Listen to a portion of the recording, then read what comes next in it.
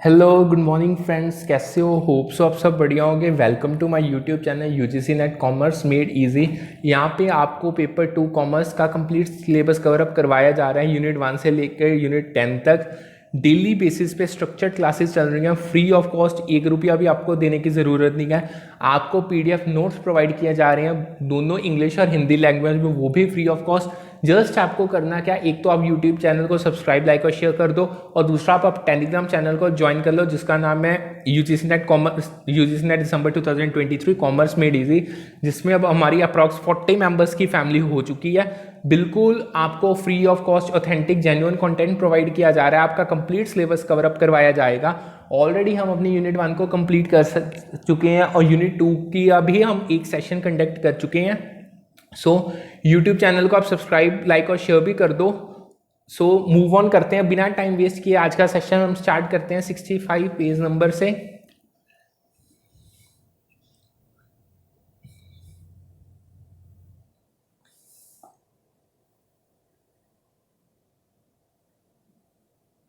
ये हमने देखो अकाउंटिंग एंड ऑडिटिंग का ये हम ऑलरेडी कर चुके हैं।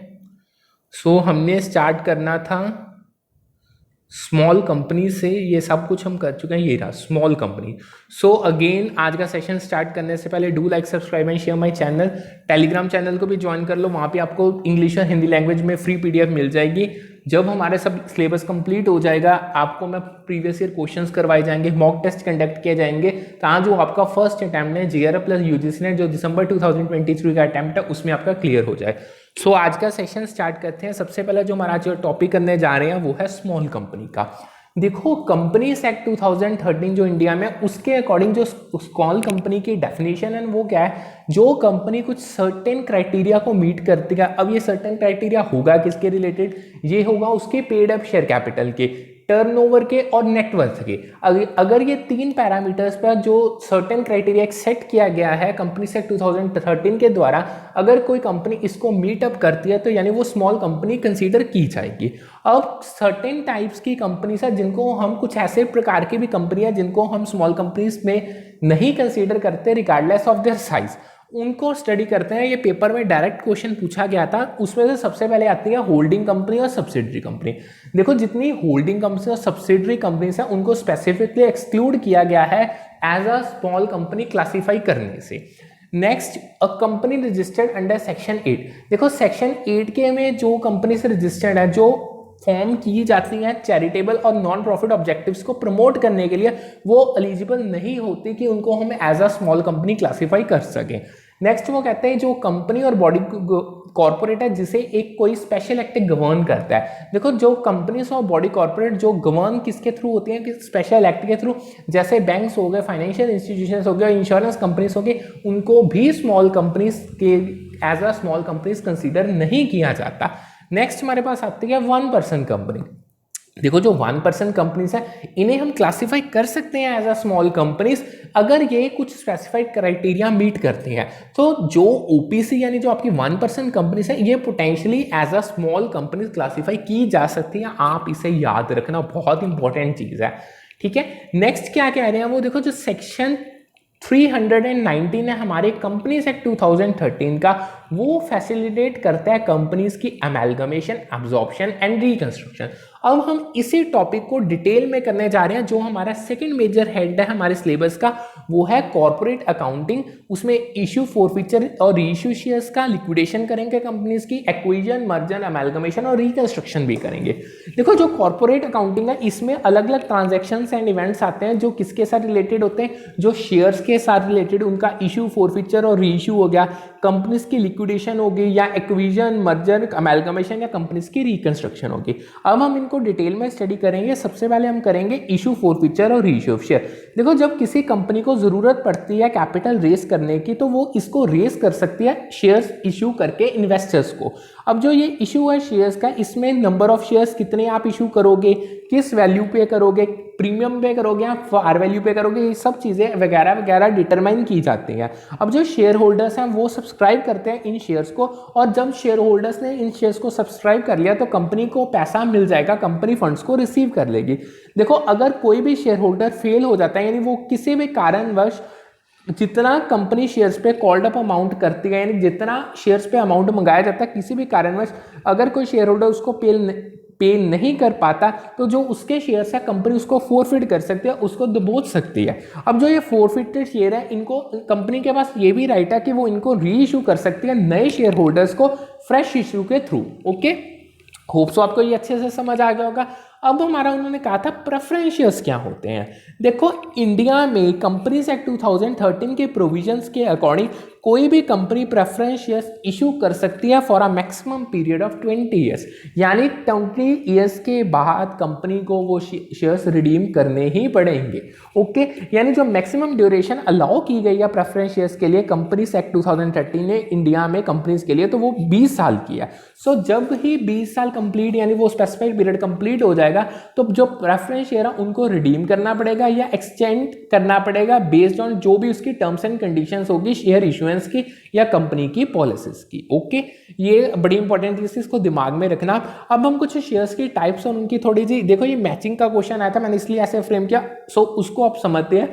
देखो फर्स्ट आते हैं बोनस शेयर्स। अब जो बोनस शेयर है ना, ये वो इशू है जो एग्जिस्टिंग मेंबर्स को फ्री ऑफ चार्ज किया जाता है, यानी जो आपके एग्जिस्टिंग शेयर होल्डर्स हैं कंपनी के, उनको ही जब कंपनी फ्री ऑफ कॉस्ट और शेयर्स इशू कर देते हैं तो तब उसे हम बोनस शेयर्स का नाम देते हैं।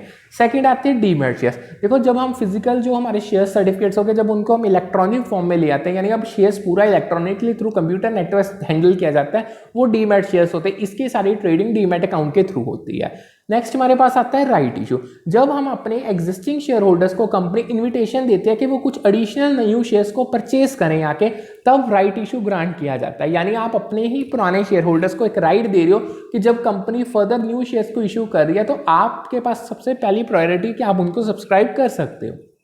नेक्स्ट हमारे पास टाइप आती है स्वेट इक्विटी शेयर्स की। अब ये शेयर्स इशू किए जाते हैं कंपनी के द्वारा अपने एम्प्लॉयज और डायरेक्टर्स को डिस्काउंट पे, जो कंपनी को टेक्निकल नो हाउ प्रोवाइड करें, यानी टेक्निकल, यानी चाहे आपके एम्प्लॉयज हैं चाहे आप डायरेक्टर्स हैं आपके, वो कंपनी को किसी ना किसी सॉर्ट में हेल्प करेंगे। सो उनकी हेल्प की बजाय आप उनको अपनी ही कंपनी के शेयर्स डिस्काउंटेड प्राइस पे जब देते हो, वो होता है sweat equity share. Okay, hope so आपको अच्छे से क्लियर होगा। अगर आपको कोई भी डाउट हो रहा है तो आप मुझे टेलीग्राम पे मैसेज कर सकते हो, या आप यूट्यूब के कमेंट सेक्शन में भी मेंशन कर दो। आपका डाउट मेरी रिस्पॉन्सिबिलिटी है क्लियर करना। और एक चीज आप प्लीज याद रखना, आप अकेला पीडीएफ पे रिलाई मत करो, क्योंकि आप मेरे सेशंस जरूर अटेंड करो। बहुत ऐसी चीजें होती हैं जो मुझे आपको बतानी होती है। देखो पीडीएफ खुद तो बोल नहीं सकती, उसमें तो एक मैटर है जो प्रोवाइडेड है। सो आप ट्राई करो यूट्यूब पे सेशन जरूर अटेंड करो, क्योंकि बिल्कुल फ्री ऑफ कॉस्ट है। आपको तो कोई भी जस्ट आपको एक 40 to 45 मिनट्स की वीडियो वो वॉच करनी है, आपको कोई इसके लिए पैसा नहीं पे करना है। डू, और जितने भी आप क्लासेस हैं ना, एक ना ये सारी की सारी जो मतलब यूनिट 1 मैंने कंप्लीट करवा दिया, यूनिट 2 जो चल रही है, हर क्लास इंटरकनेक्टेड है। सो डू स्टार्टिंग से आप बिल्कुल देखो ताकि आपको टॉपिक की गहराई अच्छे से समझ आ सके। सो नेक्स्ट टॉपिक में हम अपने मूव ऑन कर रहे हैं। देखो जितने भी हमारे पब्लिक इशू है शेयर्स का, irrespective of the issue price, उसके लिए ना कुछ इन्फॉर्मेशन डिस्क्लोज करनी पड़ती है कंपनी को। वो इन्फॉर्मेशन क्या होती है? अब जो ये टॉपिक है ना, ये इतने इंपॉर्टेंट टॉपिक है ना, आप कौन सी मर्जी बुक उठा लो, जो मर्जी उठा लो, आपको किसी में भी ऐसे टॉपिक्स नहीं मिलेंगे, क्योंकि ये वो टॉपिक्स हैं जिनके एनटीए ने क्वेश्चंस अपने पेपर्स में, यूजीसी के नेट के पेपर में पूछे हैं। सो जो ये मटेरियल मैं आपको प्रोवाइड कर रहा हूं ना, ये बहुत ज़्यादा ऑथेंटिक मटेरियल है। सो डू वीडियोस अच्छे से वॉच करो, पीडीएफ्स के गो थ्रू हो, आपका डैम श्योर है फर्स्ट अटेम्प्ट में JRF plus UGC net clear होगा ही होगा।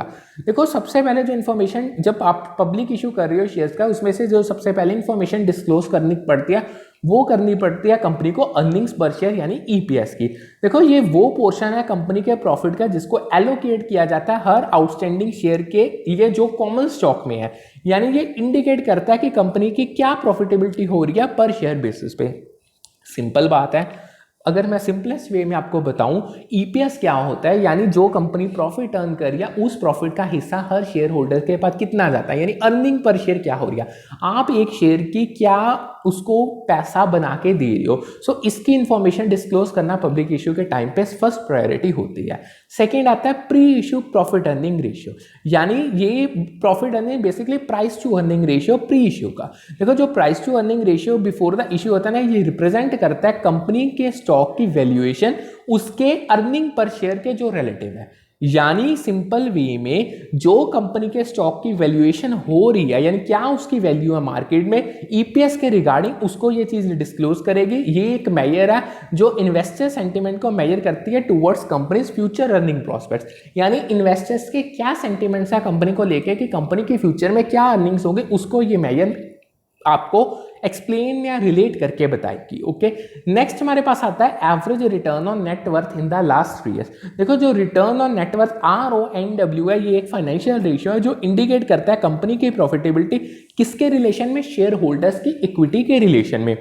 यानी जो आपका एवरेज RONW है यानी रिटर्न ऑन नेटवर्थ है जो आपके पास्ट 3 ईयर्स का, वो ये इनसाइट्स प्रोवाइड करेगा कि कंपनी की जो हिस्टोरिकल परफॉर्मेंस है वो अच्छी है, नॉर्मल है, एवरेज है या बिलो एवरेज है। ओके, लास्ट में हम क्या डिस्क्लोज करते हैं, नेट एसेट वैल्यू पर share based on the last balance sheet.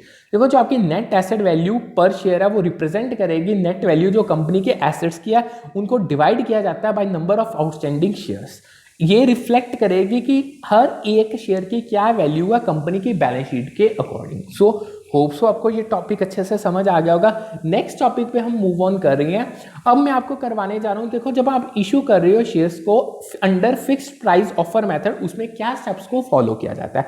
जो जब आप अपने शेयर्स को इशू करते हो फिक्स्ड प्राइस ऑफर मेथड के अंदर, तो जो उसमें फर्स्ट स्टेप फॉलो किया जाता है वो आता है कि सिलेक्शन ऑफ मर्चेंट बैंकर। देखो कंपनी सबसे पहले एक मर्चेंट बैंकर को सिलेक्ट करते हैं जो कंपनी को हेल्प करेगा, असिस्ट करेगा पूरे शेयर इशुएंस के प्रोसेस में।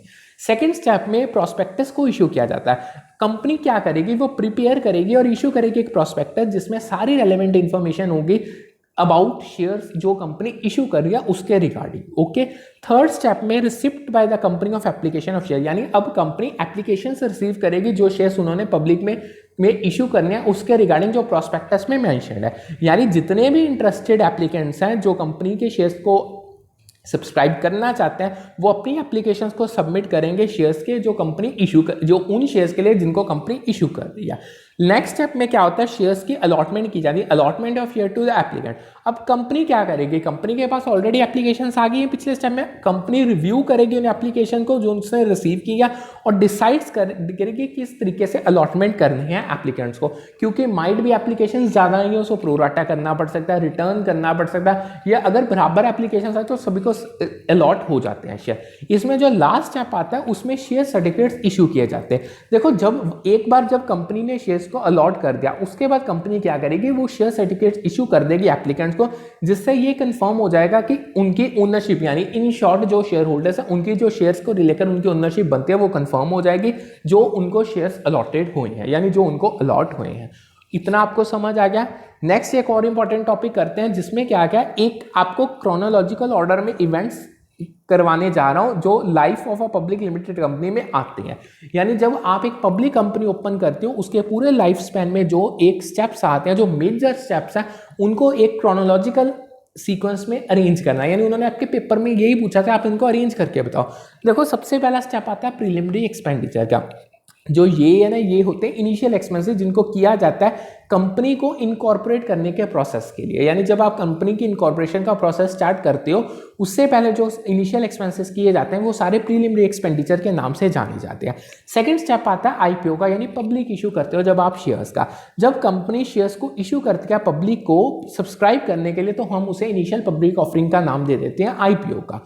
थर्ड स्टेप मेन आता है issue of equity share to promoters of the company. इसमें आप क्या करेंगे, इस स्टेप में इक्विटी शेयर इशू किए जाएंगे जो कंपनी के प्रोमोटर्स और फाउंडर्स हैं उनके लिए। यानी एक तो आपने पब्लिक को लिए, अब आप जो कंपनी को प्रमोट यानी करें, जो कंपनी को पूरी फॉर्मेशन में हेल्प करेंगे और जो कंपनी के फाउंडर्स हैं उनको भी आप इक्विटी शेयर्स को इशू करोगे। लास्ट में आती है फर्म की इनकॉर्पोरेशन। अब कंपनी फॉर्मली इनकॉर्पोरेट हो गई है as a public limited company. जब कंपनी इस स्टेप पे पहुंच दिया तो कंपनी की कंप्लीट फॉर्म में इनकॉर्पोरेशन हो चुकी होती है। ओके, नेक्स्ट टॉपिक में मूव ऑन करते हैं, वो आता है हमारा पब्लिक इशू और राइट इशू का। ऑलरेडी मैंने आपको राइट इशू बता दिया था और डिटेल में करते हैं। देखो इसमें डिटेल के बजाय मैं वो चीज़ बताऊंगा आप में जो पेपर में पूछी गई थी। देखो जब पब्लिक इशू किया जाता है ना तब पॉसिबिलिटी होती है ओवर सब्सक्रिप्शन की, यानी जब आप इक्विटी शेयर्स अपने पब्लिक को इशू करोगे ना, माइट भी आपने जितने, फॉर एग्जांपल अगर आपने 10,000 शेयर्स इशू किया तो माइट भी आपका एप्लीकेशन 1 लाख आई होंगी। ये केस ओवर सब्सक्रिप्शन का होता है। ओवर सब्सक्रिप्शन तब होती है जब आपकी डिमांड जो शेयर्स की मार्केट में वो एक्सीड कर जाएगी कि आपकी सप्लाई शेयर से, यानी आपने शेयर्स आपके पास अवेलेबल कितने इशू करने के लिए, जस्ट 10,000, बट 1 लाख पब्लिक ने अप्लाई कर दिया उनको खरीदने के लिए, so it will be a case of over subscription. देखो जब राइट इशू किया जाता है ना उसमें शेयर्स की अंडर सब्सक्रिप्शन होती है, यानी अंडर भी हो सकती है ओवर भी हो सकती है, जिससे क्या होगा, देखो चाहे अंडर हो चाहे ओवर हो उससे प्रोराटा अलॉटमेंट, अंडर में प्रोराटा नहीं होती है। अंडर अलॉटमेंट में हमें ना 90% सब्सक्रिप्शन देखनी होती है, अगर 90% मिनिमम सब्सक्रिप्शन होगी तो हम प्रोसीड करेंगे, नहीं तो उसको उस पूरी ऑफरिंग को कैंसिल कर दिया जाता है। ओवर सब्सक्रिप्शन में हम प्रोराटा अलॉटमेंट करते हैं। प्रोराटा सिंपल क्या होता है कि अगर मान लो किसी एक बंदे ने 10 शेयर्स के लिए एप्लीकेशन भेजी, आप उनको जस्ट 1 दे दो, यानी इन शॉर्ट आपने, अगर मैं पुरानी एग्जांपल को कंटिन्यू करो तो अगर आप 10,000 शेयर इशू कर रहे हो पब्लिक के लिए और 1 लाख आपने को एप्लीकेशन आई है, तो आप उनको इस तरीके से एडजस्ट करो कि 1 लाख एप्लीकेशन को 10,000 में एडजस्ट करो, ये प्रोराटा अलॉटमेंट होती है। या ऐसे कि किसी बंदे ने अगर 10 या 100 शेयर्स के लिए अप्लाई किया, आप उसे या तो अगर 10 के लिए किया तो 1 दे दो, अगर 100 के लिए किया तो 10 दे दो, सो ये होती है प्रोराटा अलॉटमेंट। अब आगे वो क्या कह रहे हैं, देखो जब न्यू इशू डेट या शेयर्स का will invariably involve flotation cost in the form, यानी जब आप पहली बार कोई पब्लिक इशू करते हो, चाहे वो डिबेंचर्स आप इशू करो चाहे शेयर्स करो, कुछ किस्म की आपको कॉस्ट बियर करनी पड़ती है कंपनी को, जिसे हम फ्लोटेशन कॉस्ट का नाम देते हैं। उसमें क्या क्या इंक्लूडेड होगा, लीगल फीस होगी जो कंपनी को बियर करनी पड़ेगी, एडमिनिस्ट्रेटिव एक्सपेंसेस कंपनी को बियर करने पड़ेंगे, कोई ब्रोकरेज अगर अंडरराइटर्स को पे की जाती है, अंडरराइटिंग कमीशन दी जाती है, वो सब कुछ इसमें इंक्लूडेड होता है। ओके, अब हम आगे स्टडी करने जा रहे हैं अर्निंग्स वैल्यूएशन रेशियोज। अब ये कुछ रेशियोज हैं, बहुत इंपॉर्टेंट है, पेपर में बहुत बार पूछे, उनको स्टडी करते हैं। इनमें से सबसे पहले आता है हमारा प्राइस अर्निंग्स पीई रेशियो। देखो जो आपका प्राइस अर्निंग रेशियो है, इसे कैलकुलेट कैसे किया जाता है, जब आप स्टॉक प्राइस है जो आपको उसको डिवाइड कर देते हो अर्निंग पर शेयर के साथ, यानी जो आपके शेयर का या स्टॉक का प्राइस है जब आप उसको ईपीएस के साथ डिवाइड कर देते हो तो वो प्राइस अर्निंग रेशियो आ जाता है। अब ये रिप्रेजेंट करता है कि प्राइस जो इन्वेस्टर्स विलिंग है पे करने के लिए हर एक यूनिट के लिए जो अर्निंग जनरेट करके देगी, यानी बाय कंपनी। नेक्स्ट हमारे पास आता है अर्निंग्स यील्ड रेशियो। अब जो अर्निंग यील्ड रेशियो, इसकी कैलकुलेशन होती है जब आप डिवाइड करते हो अर्निंग पर शेयर को बाय स्टॉक प्राइस, उसका ऑपोजिट। अर्निंग यील्ड में आप ईपीएस को ऊपर रखोगे, ईपीएस को आप जब स्टॉक प्राइस से डिवाइड कर दोगे तो वो आपके पास अर्निंग यील्ड रेशियो आ जाएगा। अब ये प्राइस अर्निंग रेशियो का इनवर्स है और ये रिप्रेजेंट करता है जो अर्निंग जनरेट हुई है as a percentage of stock price, यानी आपका जितना स्टॉक का प्राइस है उसके कितनी परसेंटेज में अर्निंग जनरेट हो रही है, वो हमें अर्निंग यील्ड रेशियो कैलकुलेट करके बताएगा। नेक्स्ट हमारे पास आता है price book ratio, PB ratio. अब जो प्राइस बुक रेशियो, इसकी कैलकुलेशन होती है जब हम स्टॉक प्राइस को डिवाइड कर देते हैं by accounting net worth.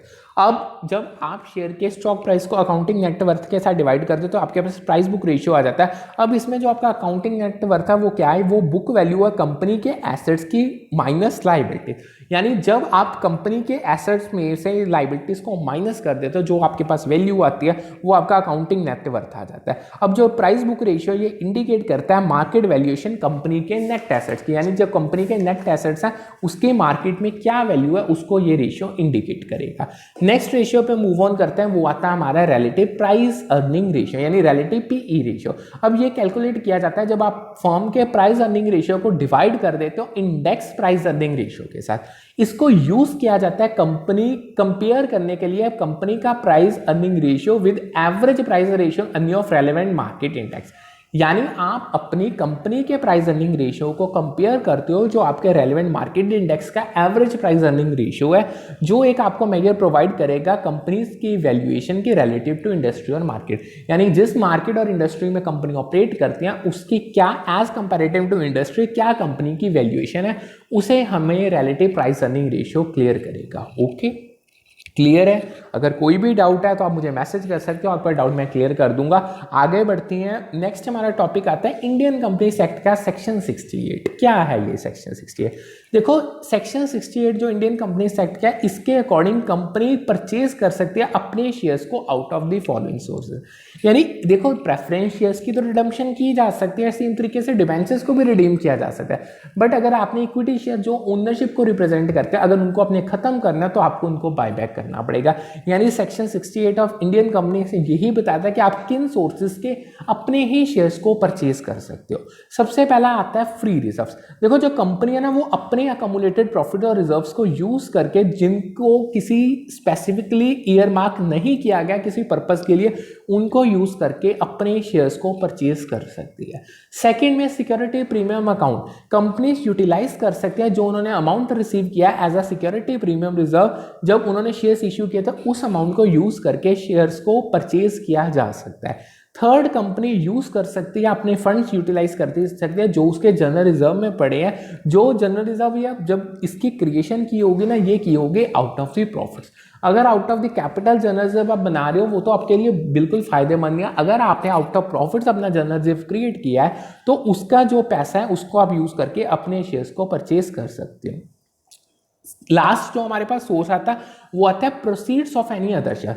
Company use कर सकती है जो उसने पैसा रिसीव किया, अगर उसने और कोई टाइप का शेयर इशू किया या और कोई टाइप की सिक्योरिटी इशू की है अपने शेयर्स को परचेज करने के लिए, यानी जो उसने डिफरेंट टाइप की सिक्योरिटी या शेयर इशू किया, उसको यूज करके कंपनी अपने ही शेयर्स को, उस पैसे को यूज करके कंपनी अपने शेयर्स को परचेज कर सकती है। ओके, अब नेक्स्ट टॉपिक जो हमारा मेजर टॉपिक है उस पर मूव ऑन कर रहे हैं। लिक्विडेशन करने जा रहे हैं, लिक्विडेशन ऑफ कंपनीज।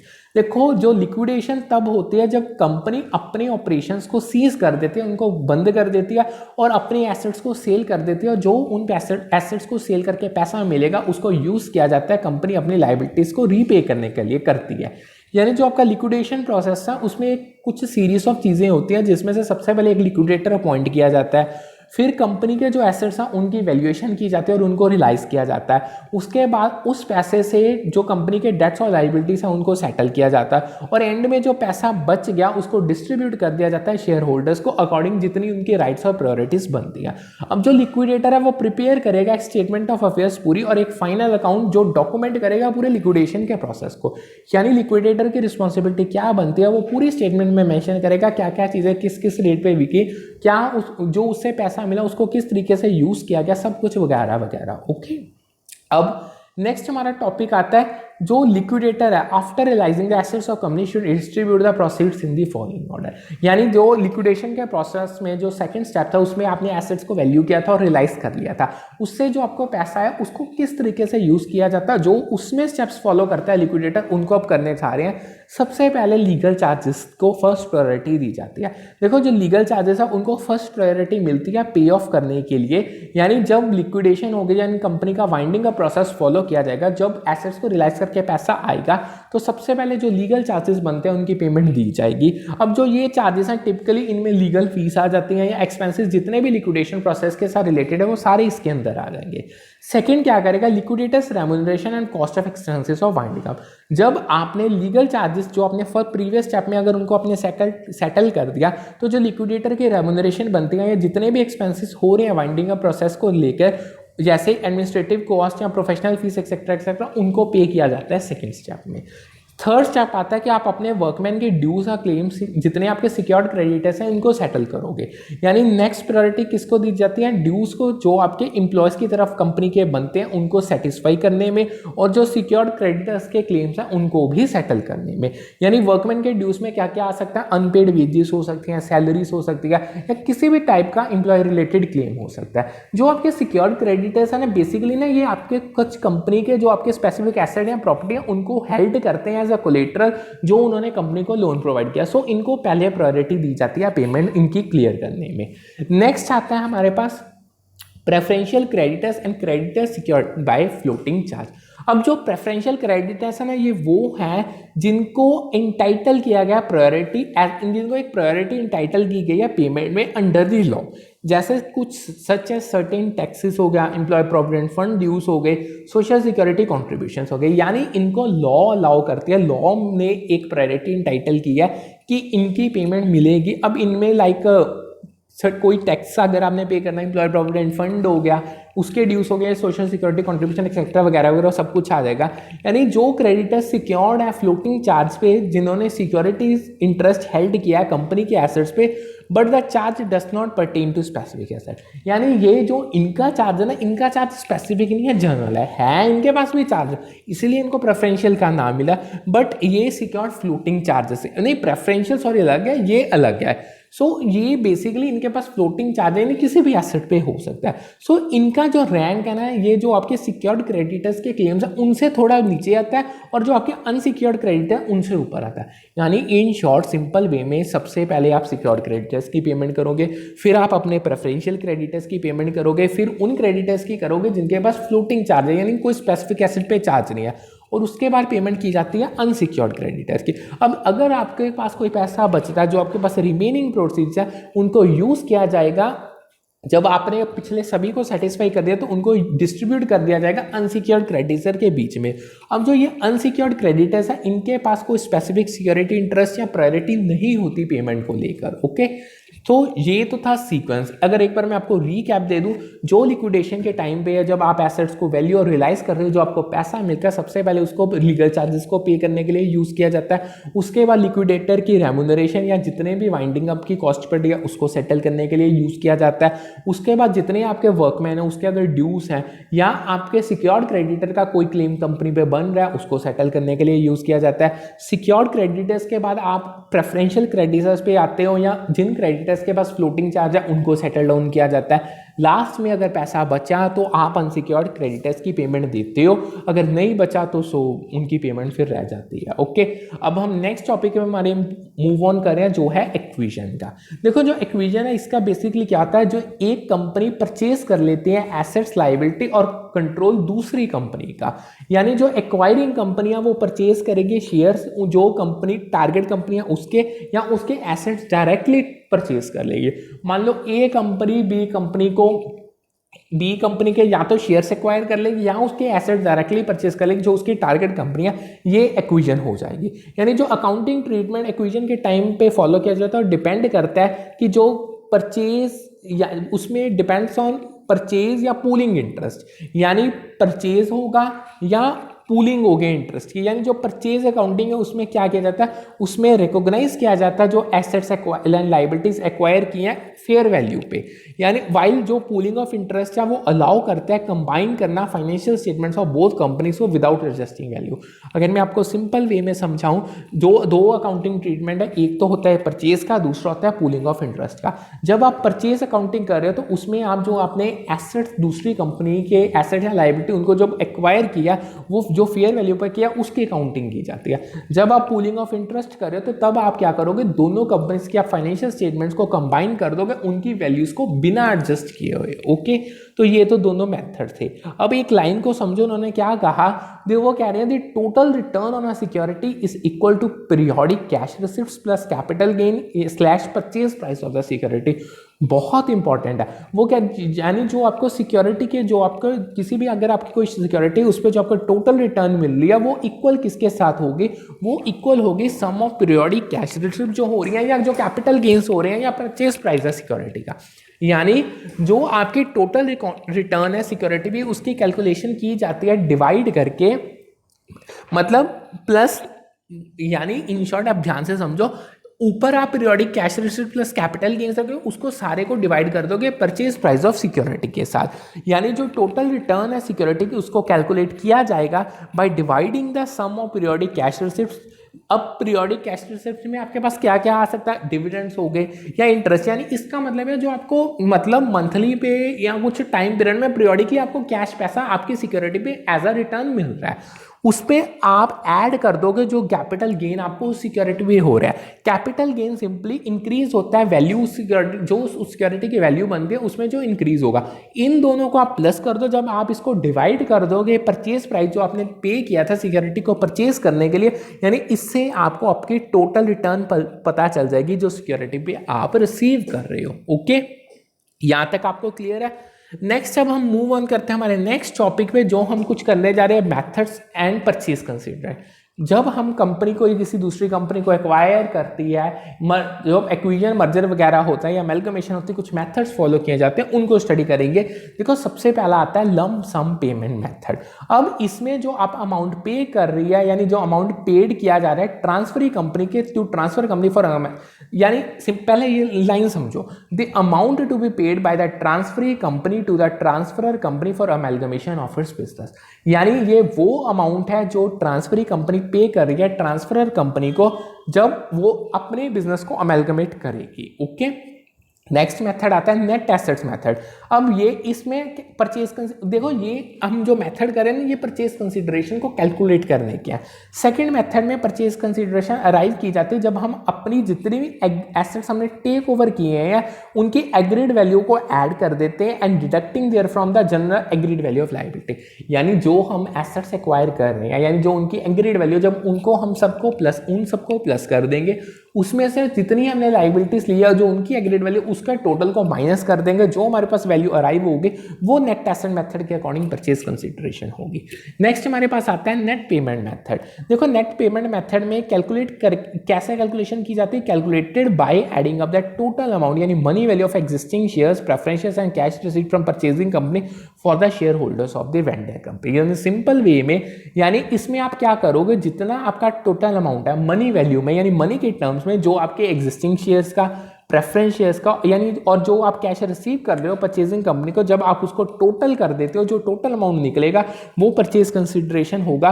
अब होगा for the share holders of vendor company. Okay, next हमारे पास जो मेथड आता है वो आता है स्वैप रेशियो मेथड। अब in this method on the basis of ratio in which the shares of the transferee company are to be exchange for the share of transfer company. यानी swap ratio का method का नाम ही बताता है कि आप एक रेशियो के बेसिस पे परचेज कंसीडरेशन कैलकुलेट करते हैं, यानी जो share in which the shares of transfer, यानी किस रेशियो में जो आपके ट्रांसफरी कंपनी के शेयर्स हैं उनको आप एक्सचेंज करोगे for the shares of transfer company, उस रेशियो में हेल्प करेगा आपको परचेज कंसीडरेशन को फाइंड आउट करने में। ओके, नेक्स्ट उन्होंने क्या कहा, कैलकुलेटिंग और ascertaining the amount of purchase consideration. उसके लिए उन्होंने आपको ये ना एक क्वेश्चन आया था, उसमें उन्होंने कहा था, उन्होंने आपको मेथड, डिफरेंट मेथड दे दिए और उन्होंने कहा था आप बताओ कौन से मेथड से चूज करोगे। सो payment method, net asset method और शेयर एक्सचेंज मेथड, तीन मेथड थे जो जिनको यूज किया जाता है परचेज कंसीडरेशन को फाइंड आउट करने में। अब हमारे पास आता है वेंडर सस्पेंस अकाउंट। देखो जब परचेजिंग कंपनी एग्री कर जाती है कि वो एक्ट करेगी as a agent of the vendor. अब क्यों एक्ट करेगी, for collection of book debts, यानी कंपनी उनके जो बुक डेट्स हैं वेंडर कंपनी के, उसके लिए एज अ एजेंट एक्ट करेगी उनके बुक डेट्स को कलेक्ट करने के लिए। इसका मतलब क्या होगा कि जो परचेजिंग कंपनी है वो कलेक्ट करेगी जितने भी आउटस्टैंडिंग डेट्स हैं वेंडर के बिहाफ पे। यानी इस सिनेरियो में जो परचेजिंग कंपनी है वो ओनरशिप नहीं लेगी डेटर्स की, जस्ट वो तो एज अ एक इंटरमीडिएरी एक्ट करेगी। यानी जब ये ट्रांजैक्शन होगी तो इसको अकाउंट करने के लिए परचेजिंग कंपनी की बुक्स में ना वेंडर सस्पेंस अकाउंट क्रिएट किया जाता है। अब जो आप जितना डेटर्स आपने कलेक्ट किए हैं, जो उसका अमाउंट है, यानी जो परचेजिंग कंपनी कलेक्ट करेगी उसको क्रेडिट कर दिया जाएगा वेंडर्स के सस्पेंस अकाउंट में। क्यों किया जाता है, क्योंकि जो डेटर्स है ना वो परचेजिंग कंपनी के अपने डेटर्स नहीं है, वो तो वेंडर को बिलोंग कर रही हैं। ओके, सो सस्पेंस अकाउंट को यूज किया जाता है ये एज अ टेम्परेरी मेजर, जब तक वो जो डेटर्स का अमाउंट कलेक्टेड है वो रिमिट नहीं होता वेंडर को। जब ये डेटर्स जो कलेक्ट किए गए, जब ये अमाउंट क्रेडिट हो जाएगा वेंडर सस्पेंस अकाउंट में, यानी जब ये कलेक्ट हो जाएगा तब इस अमाउंट को क्रेडिट कर दिया जाएगा वेंडर सस्पेंस अकाउंट में।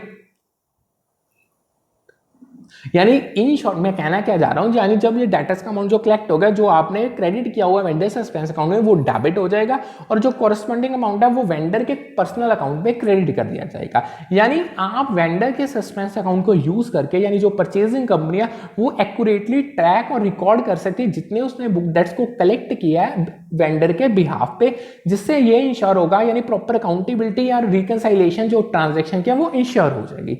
होप सो आपको ये अच्छे से समझ आ गया होगा। अब हम नेक्स्ट आते हैं मर्जर क्या होता है। देखो मर्जर तब होता है जब दो या दो से ज्यादा कंपनीज कंबाइन करके एक सिंगल एंटिटी को फॉर्म करती हैं। अब जो मर्जिंग कंपनीज हैं वो ट्रांसफर कर देती हैं एसेट्स, लायबिलिटी और ऑपरेशन को अपनी न्यू एंटिटी में। यानी जो अकाउंटिंग ट्रीटमेंट मर्जर के टाइम पे होगा वो सिमिलर होगा कहीं ना कहीं एक्विजिशन अकाउंटिंग के साथ, जहां पे जो आपके एसेट्स और लायबिलिटीज है मर्जिंग कंपनी से उनको रिकॉग्नाइज किया जाएगा फेयर वैल्यू पे। ओके, नेक्स्ट हमारे पास आता है अमेलगमेशन। देखो अमेलगमेशन भी एक टाइप का कॉम्बिनेशन है, यानी जहां दो या दो से ज्यादा कंपनी मर्ज होंगी एक न्यू कंपनी एंटिटी को फॉर्म करने के लिए। अमेलगमेशन में जो दो कंबाइन हो रही हैं जो एंटिटीज वो ट्रांसफर कर देंगे अपने एसेट्स लायबिलिटी और ऑपरेशन को न्यू एंटिटी में, और जो शेयर होल्डर्स हैं जो मर्जिंग कंपनी के उनको शेयर मिल जाएगा और other consideration in the new entity. Simple way में समझाता हूं, मान लो ए और बी कंपनी दोनों एक अमेलगमेट होने जा रही है, वो क्या करेंगे, वो एक दोनों कंबाइन हो जाएंगे। अब ए के भी अपने शेयर होल्डर्स होंगे, बी के भी अपने शेयर होल्डर्स है, एक तो वो अपनी एसेट्स लायबिलिटीज को कंबाइन करके जो न्यू एंटिटी बना रही है उसमें चले जाएंगे, और दोनों जो शेयर होल्डर्स ए और बी कंपनी का उनको शेयर्स अपने रिस्पेक्टिवली जितने उनके पास पुरानी कंपनी में थे सेम न्यू एंटिटी में मिल जाएंगे। ये होती है अमेलगमेशन। अब जो अकाउंटिंग ट्रीटमेंट अमेलगमेशन में फॉलो किया जाता है वो भी सिमिलर है एज प्रिंसिपल जो हम मर्जर और एक्विजिशन में फॉलो करते हैं। इसमें ना कुछ मेन इंपॉर्टेंट चीजें आती हैं वो समझो। सबसे पहले क्राउन ज्वेल्स क्या होता है। देखो जो क्राउन ज्वेल्स है ना, ये सबसे जो वैल्यूएबल सेगमेंट्स है कंपनी की वो है जो एक्वायर कंपनी यानी जो एक्वायरर चाहता है, the parts most wanted bye acquirer, यानी जो एक्वायर है ना जो उसको जौन सी कंपनी की सेगमेंट सबसे मोस्ट वैल्यूएबल है यानी जो उसको चाहिए उसे हम क्राउन ज्वेल्स कहते हैं। नेक्स्ट आता है फॉलन एंजल्स। अब जो ये फॉलन एंजल्स है ना, ये एक तरीके का बॉन्ड है जो इशू किया जाता है एट इन्वेस्टमेंट ग्रेड जिसकी रेटिंग सब्सिक्वेंटली ड्रॉप हो गई to below the investment grade, इसे फॉलन एंजल्स कहते हैं। नेक्स्ट आता है व्हाइट स्क्वायर। अब ये थर्ड पार्टी फ्रेंडली मैनेजमेंट होती है जो कंपनी को हेल्प करती है कि वो अनवांटेड टेक ओवर को अवॉइड कर पाए without taking over the company on its own. यानी एक कंपनी अपने जब अनवांटेड टेक ओवर बचाना चाहती है तो वो किसी थर्ड पार्टी से एक फ्रेंडली मैनेजमेंट लेती है यानी फ्रेंडली हेल्प लेती है जिससे उसका अनवांटेड टेक ओवर बच जाता है, इसे व्हाइट स्क्वायर कहते हैं। ओके, अब नेक्स्ट एक ना अकाउंट आता है अमेलगमेशन में, वो होता है अमेलगमेशन एडजस्टमेंट अकाउंट। देखो इसे यूज किया जाता है रिकॉर्ड करने के लिए स्टैट्यूटरी रिजर्व को बुक्स ऑफ ट्रांसफरी कंपनी में, इसको डिटेल में करते हैं। देखो अकाउंटिंग के कॉन्टेक्स्ट में जो बिजनेस अमेलगमेशन और मर्जर है ना, उसमें अमेलगमेशन एडजस्टमेंट अकाउंट क्रिएट किया जाता है जो फैसिलिटेट करता है आपकी फाइनेंशियल स्टेटमेंट्स की कंसोलिडेशन को जो एंटिटीज मर्ज हो रही हैं उनकी। यानी इसे यूज किया जाता है एडजस्ट और रिकंसाइल करने के लिए जो आपकी एसेट लायबिलिटी या जो इक्विटी या कंपनीज की जो उनकी बुक वैल्यूज हैं जो अमेलगमेशन के टाइम के इन्वॉल्व हो रही है। ओके, यानी अमेलगमेशन और मर्जर के टाइम पे जो बुक वैल्यूज हैं आपके एसेट्स और लायबिलिटीज के जो यानी जो ट्रांसफरर कंपनी के यानी जो कंपनी यानी ट्रांसफर कंपनी मतलब जो कंपनी जिसको बीइंग मर्ज और एक्वायर किया जा रहा है यानी जो हम जिसको मर्ज करें या एक्वायर करें उसको यूजली एडजस्ट किया जाता है एट देयर फेयर वैल्यूज। अब जो कोई डिफरेंस अराइज होगा बिटवीन फेयर वैल्यू और बुक वैल्यू उसको रिकॉर्ड किया जाएगा अमेलगमेशन एडजस्टमेंट अकाउंट में, इसीलिए इसको क्रिएट किया जाता है। अब जो अमेलगमेशन एडजस्टमेंट अकाउंट है ये बेसिकली टेम्परेरी होता है नेचर में और इसको इवेंचुअली ट्रांसफर कर दिया जाता है एप्रोप्रिएट अकाउंट्स में in the books of transferee company या इसे एलिमिनेट कर दिया जाता है कंसोलिडेशन के प्रोसेस के टाइम पे। ओके, यहां तक आपको समझ आ गया। आज के सेशन का अब हम लास्ट टॉपिक करने जा रहे हैं रिकंस्ट्रक्शन का। देखो रिकंस्ट्रक्शन में क्या होता है, इसमें रीऑर्गेनाइजिंग की जाती है शेयर कैपिटल की या कंपनी के फाइनेंशियल स्ट्रक्चर की, यानी आप शेयर कैपिटल की ऑल्ट्रेशंस करते हो, डेट की रिस्ट्रक्चरिंग करते हो, ओनरशिप चेंज कर देते हो या कंपनी के ऑपरेशंस को चेंज करते हो वगैरह वगैरह। यानी जो अकाउंटिंग ट्रीटमेंट रिकंस्ट्रक्शन का है वो डिपेंड करता है कि स्पेसिफिक सर्कमस्टांसेस क्या है रिकंस्ट्रक्शन के या रिकंस्ट्रक्शन के ऑब्जेक्टिव्स क्या है। इनफ है आपके लिए, इतना ही आपको करने की जरूरत है, इससे ज्यादा वो डीप नहीं जाएंगे। यहाँ पे आज का हमारा सेशन करते हैं हम कंप्लीट। ऑलमोस्ट मैंने आपको काफ़ी आज टॉपिक कवर अप करवा दिए। आज का सेशन वाइंड अप करने से जो इसके आज के सेशन यानी हमारा सेकंड क्लास है यूनिट 2 का सेकंड सेशन है, इसकी PDF इंग्लिश और हिंदी लैंग्वेज में आपको टेलीग्राम चैनल पे मिल जाएगी, वो मैं अभी प्रोवाइड कर दूंगा वीडियो के साथ साथ। एक आपको मैंने अर्लियर भी कहा है आप वीडियो जरूर वॉच करो, यूट्यूब सेशन जरूर अटेंड करो क्योंकि मैं बहुत चीजें आपको बताता हूं जो इंटर रिलेटेड होती हैं। और सेकंड चीज ये है कि जब आप वीडियोस देख रहे हो ना उसको स्टार्टिंग से देखो क्योंकि हर सेशन पिछले सेशन के साथ इंटर रिलेटेड है। ओके, आज का सेशन वाइंड अप करते हैं। अगर आपको PDF चाहिए तो आप टेलीग्राम चैनल को जरूर ज्वाइन कर लो क्योंकि free of cost PDF provide करेंगे। इवन मैं free of cost classes daily basis पे स्ट्रक्चर्ड वे में कंडक्ट कर रहा हूँ। आप यूट्यूब चैनल को भी लाइक सब्सक्राइब और कमेंट करते हो। आज का सेशन हम करते हैं वाइंड अप, कल फिर मिलेंगे, आगे हम अपनी जर्नी को कंटिन्यू करेंगे with the third session of unit 2 of paper 2 commerce, उसमें विद द न्यू टॉपिक्स करेंगे। करते हैं आज का सेशन वाइंड अप, मिलते हैं कल with the new set of topics with the new session. Good afternoon, have a nice day ahead.